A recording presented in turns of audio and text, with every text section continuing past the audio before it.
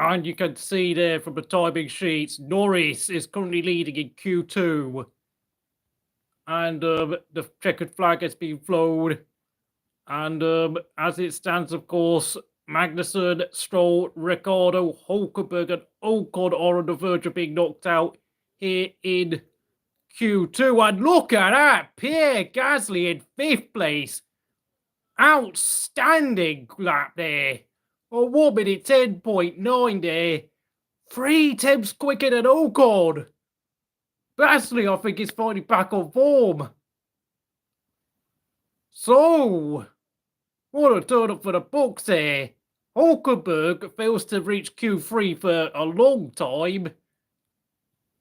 And Gasly gets into Q3 for the first time this season, out qualifying Ocon with one hell of a lap. Where did that come from? Pierre, Mona, effing Gasly. We're back in business, boys and girls. Look at that, look at that. Right there. Where's my finger? There, right there. My God, look at that. What an effing lap that is by the Frenchman. The 2020 Italian Grand Prix winner is back on form. I don't care if you're turning off because I'm shouting at the screen. What a lap that was by Pierre Gasly in Q2.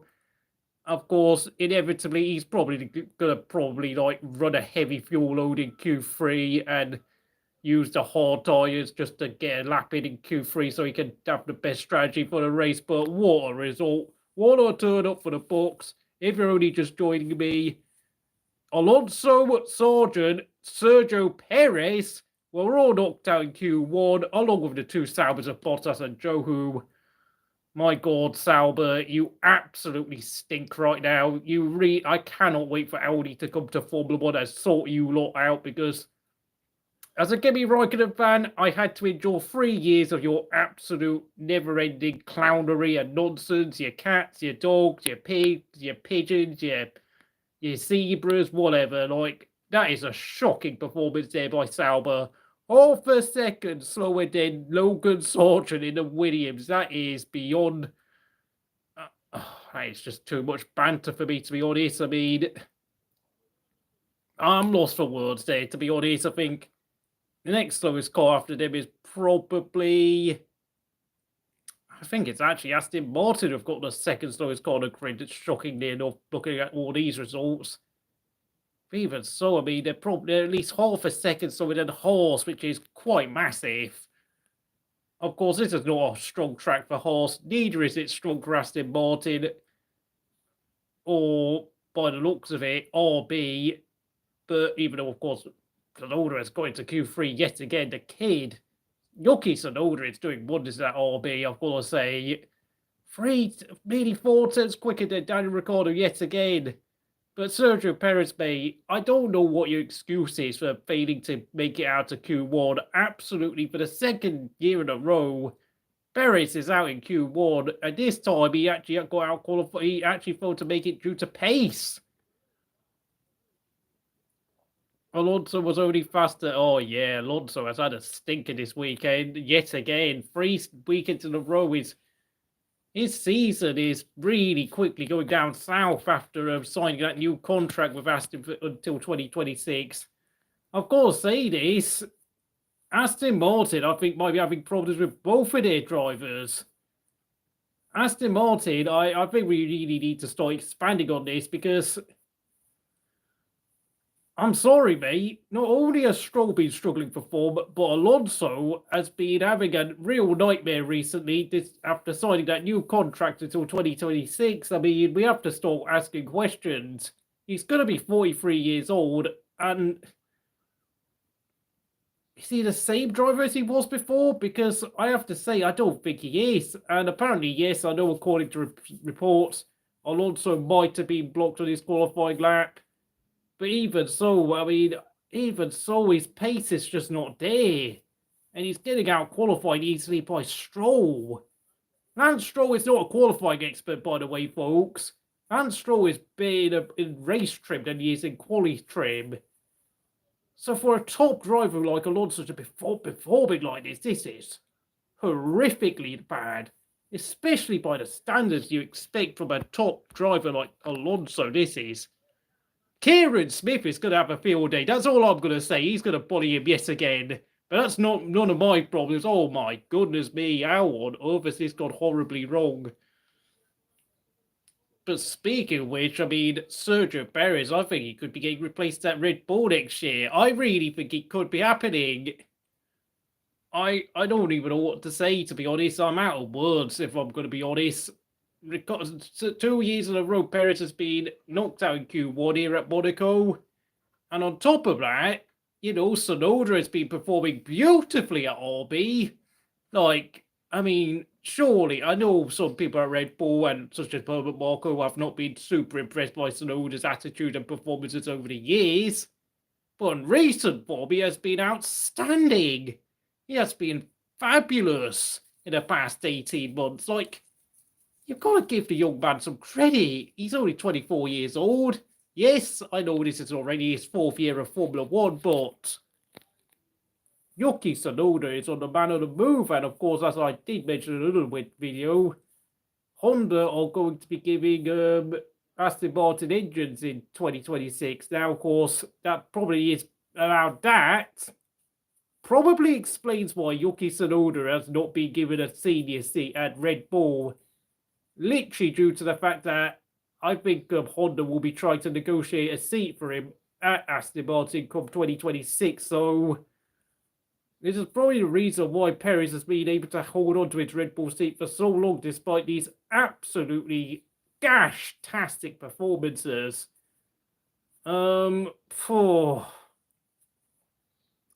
Honestly, if I was to replace Sergio Perez, I would have to go for Carlos Sainz.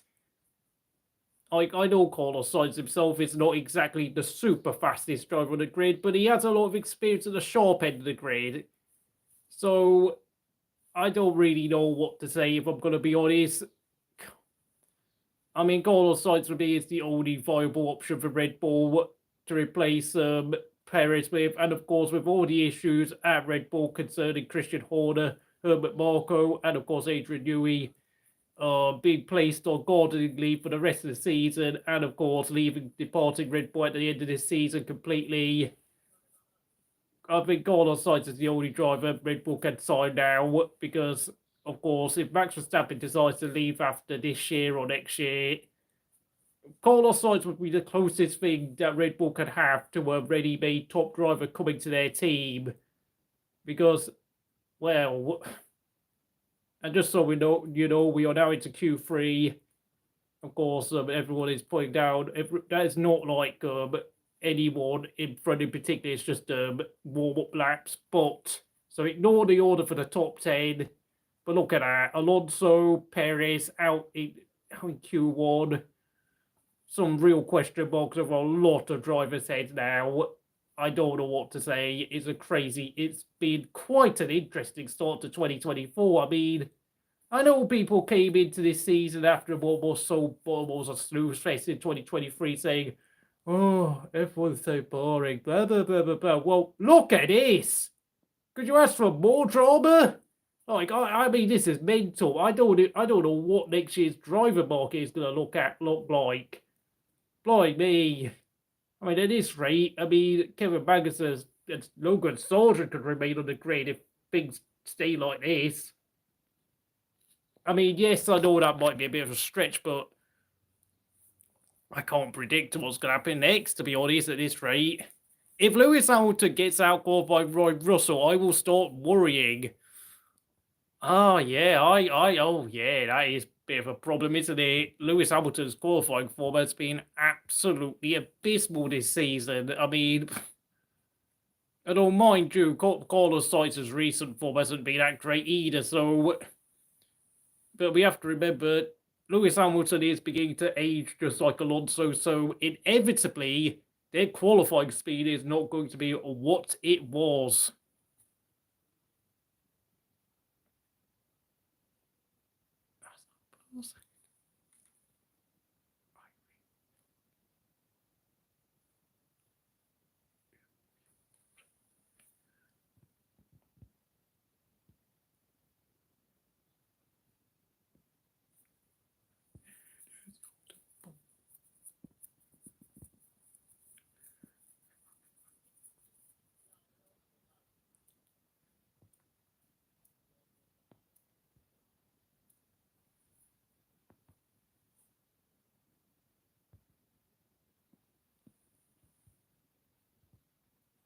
Look at that.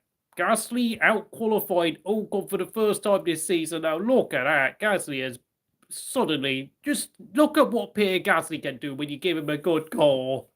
He's on fire. Oh, sorry about that. I don't know what happened there. I've got an advert, but... Do you think Sebastian Vettel would have stayed until now? Do I think he would have struggled just like Alonso and Hamilton? If I'm going to be brutally honest, yes, because you've got to realise he's getting old as well, and you've got to realise he retired from Formula 1 because, I mean, essentially, he was getting old and tired, just no longer having the same enthusiasm and the stomach to be giving 150% every weekend like he did in his prime at Red Bull. So yeah, unfortunately, I think Vettel would be struggling right now because, you know, by the time he retired, he had already done 16 consecutive seasons of the sport. Alonso and Kimi, on the other hand, were able to stay around as long as they did because they had a 2-year break in between during their careers, like Kimi during 2010 and 11, and Alonso during 2019 and 2020, when, of course, the pandemic occurred. As for Hamilton, well, I mean, Hamilton is now in his 18th consecutive season, which I think actually has got to be a record of some sort, because I don't think, I mean, apart from maybe Graham Hill from, like, between 1958 and 1975, of course, we have to remember, Graham Hill did not enter every race in every season of Formula 1 he did due to, of course, breaking his leg in 1969, and then, of course, becoming basically a part-time driver owner from the 1970s onwards in his final years until, of course, he tragically died at the age of 46, like, in a plane accident. In his 40s, he just basically became a semi-retired driver. As for Hamilton, I think, yeah, next year he's going to break the record for most consecutive seasons in Formula 1, which will be his, I think, 2025 will be his 19th consecutive season on the bounce. Incredible.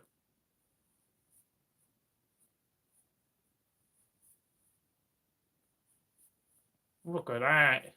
Look at the lap times drop. We're heading potentially down towards 1 minute 09. Look at that. Leclerc, Piastri, lightning quick. We've got 6 minutes of the session remaining. Verstappen is closing in. Albon going to Q3. Look at that. Look at that. Gasly and Albon in the top 10 this weekend, folks. My favourite drivers have turned up. Hamilton, oh yeah, Hamilton. Only a couple of hundreds in between Russell, Norris, and Hamilton there, but Hamilton. Oh man, if only he could go a tenth of a second quicker, he'd be in front of both Russell and Norris. Gotta say it. Both Ferrari and McLaren look quick. Gotta give them credit, because we badly need a new winner in Formula 1. Not a new winner, but someone new who hasn't won a race for quite a long time here. Nico Hulkenberg only P12, yeah. Haas are seriously struggling around this track. That's all I'm going to say. You got to give Hulkenberg credit. He will always pull out a top qualifying performance. He is so good in qualifying. That's all I'm going to say. I mean, unfortunately, it's more his race paces that are the question mark. And just would you look at that? All the cars have now returned to the pits, with the exception of course, Alex Albon, who is just, I don't even know what Albon is doing it right now, just trundling around the tunnel at this point. Not much to say now, because of course only one car on the track, as you can see from the timing screen. Of course, I will be doing the football immediately afterwards. Qualifying ends in about 5 minutes' time, so I'm going to try and sum it up as ASAP, because, what is my opinion of Roman Grosjean 2016? great start to the season, scoring points at Australia and Bahrain, but then after that, he just dropped off horribly, and there were a few races where he got out-qualified by Esteban Gutierrez, so yeah, I have to say it was very much a very Roman Grosjean type of season where he did all right on a whole, but nothing to make you sit there and think, oh, he's a genuine top driver. Albon goes 7th. Brilliant lap there by Alex Albon, getting in front of Lewis Hamilton. Oh, Alex Albon has got his knives out this weekend, I can assure you that. And of course, we've got 3.5 minutes of session to go. I have to say, unfortunately, that might well be the end of Alex Albon, because I don't think Williams will be trying to really push his car too far forward to the top 10, because let's be honest, I don't think the Williams has got the raw pace of all the other cars that have qualified for Q3, except, of course, Alpine, since Alpine are... Don't even get me started, Alpine. I cannot stand that team to save my life. I mean, they are the same team that couldn't pay Kimi Raikkonen's salary back in 2013, so what do you expect? Anyway, Verstappen and Sainz have now entered the track, surely now for their final qualifying runs. And Lewis Hamilton has now appeared on the timing monitor. Now we are about to enter the final 5 minutes of qualifying, and we're going to see who will get pole position around the streets of Monte Carlo. Grosjean made many mistakes in 2018 because he was desperate to get a Ferrari seat. Maybe, yeah, I think there's some truth to that, but let's be honest, we all know deep down Leclerc was going to replace Kimi because, you know, Leclerc being just 21 years old at the time. I mean, why on earth would you say no to a 21-year-old? I mean, what on earth was a 32-year-old Roman Grosjean, dad of 3, thinking that you had a chance of going to Scuderia Ferrari, or as I like to call them, Ferrari, since of course they can be such idiots at times.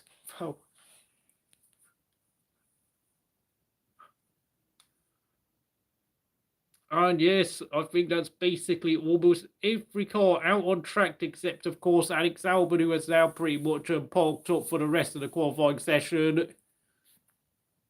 I'm looking at the timing screens. I think Gasly is now coming to the pit straight. Is he about to finish his qualifying lap? What is he? I don't think he's improved, but whatever it is, and he's now going for one more quali lap.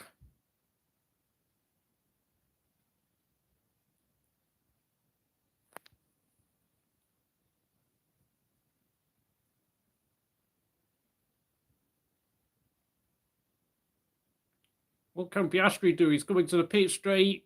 What is he? Has he improved? No, he hasn't. He remains P2. Leclerc is on course to get pole position at his own track, and Norris is now going to the pits. He's slowing, yep. And Hamilton flies past. Has there been any changes in the lap times? Nope. Oh yeah, there has been. 4th place, a 1 minute 10.64, the 7-time world champion.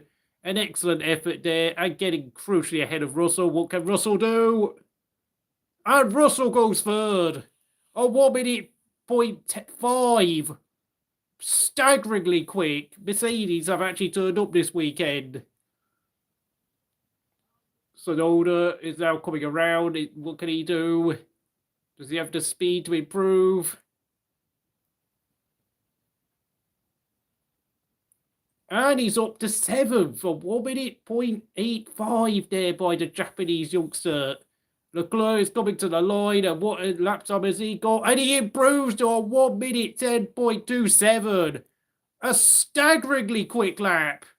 Okay, yes, we might not be seeing us getting into the 1 minute 9s, but Ferrari have well and truly got the job done this weekend in terms of qualifying, that is. Sainz is coming to the line. What is he doing? He's got to 3rd. He's got to 3rd. A 1 minute 0.5 there. 1st and 3rd for Ferrari. And Norris goes to P4. It's 2nd and 4th for the boys in Papaya with their Senna livery tribute. And what can Verstappen do? Like, he's still like going around the swing point. Now he's coming to the back end of the circuit. And Hamilton's gone to the pit, so he doesn't. That's over for him. He's P7. Verstappen's gone to the pits. He's given up. That's pole position confirmed. Unbelievable. That's it, folks. That is the results. Unbelievable. Grazie. First and third for Maranello. Second and fourth for the boys from Woking. Fifth and seventh for Russell and Hamilton for Mercedes. Sixth for Max Verstappen. Sixth place, folks. Oh my goodness me, what a gastastic qualifying session for the Dutchman. I am out of words, to be honest. I don't even know what to say. Sixth place. I mean, when Max Verstappen said Red Bull were struggling, oh, he meant it. They are struggling. Oh my word, we're going... This season has just woken up, folks. Unbelievable. I'm so pleased. Unbelievable. And of course, there's the rest of your order, if you can see on the screen.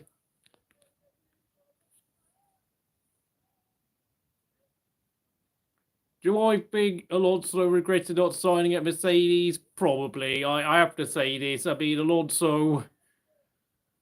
What a shocking decision to stay at Aston Martin. Yes, I know he was great. I know, look, he's staying at Aston Martin because, of course, he gets to be number one and he gets to have someone like Lance Stroll or Yuki Tsunoda as a teammate. But, dude, like, if he actually wants to ever win anything ever again in Formula One, Mercedes, despite all their troubles, is still a better bet than Aston Martin. And I have to say this, and I know some will get annoyed, but I have to leave the stream now because I'm off to watch the football. Thank you very much. Please like, subscribe, we'll do all that stuff, and I'll see you again next time here at Crystal Racing.